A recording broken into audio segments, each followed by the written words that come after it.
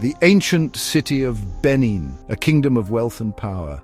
Its walls, vast and imposing, stretched for miles. They spoke of a people who were not afraid. They had faced many enemies and emerged victorious. Benin was more than a city. It was a symbol of Edo might, a beacon of civilization in the heart of the jungle. The heart of this kingdom was the Oba, the divine ruler. He held the power of life and death. His word was law, his authority absolute. His reign could bring prosperity or ruin. Oba Ozolua, the warrior king, sat upon this mighty throne. He was a man of great strength and ambition. He sought to expand his kingdom's borders. He fought many wars and won them all. Ozolua's reign was marked by both prosperity and turmoil. He was a fierce warrior who brought wealth and prestige to Benin. But his ambition knew no bounds. This ambition would sow the seeds of discord within his own family, a conflict that would threaten to tear apart all that he had built. Oba Ozolua had many wives, but two held his heart captive: Oloi Idia, the beautiful and cunning, and Oloi Idia, known for her grace and wisdom. They were as different as the sun and the moon, yet both were bound to the Oba by love and duty. Idia was a woman of immense charm and influence. She held sway over the Oba's heart.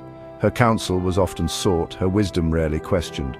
Ohonmi, on the other hand, was known for her gentle nature. She was loved by the people for her compassion. But in the game of power, gentleness could be mistaken for weakness. The rivalry between these two queens was an open secret. Each sought to secure her own son's place as heir. This ambition, fueled by love and a thirst for power, would have devastating consequences. Their sons would inherit not only the kingdom, but also the rivalry that simmered within the palace walls. From Oloi Idia, Ozolua had a son. They named him Esigie, a prince by birth, destined for greatness. But his path to the throne was not to be an easy one, for Ohonmi too bore the Oba a son, a boy named Arhuahan. His birth ignited a firestorm of intrigue and rivalry. The birth of two sons ignited a power struggle within the royal court. Each queen believed her son was the rightful heir. Whispers of prophecy and ancient rituals filled the palace.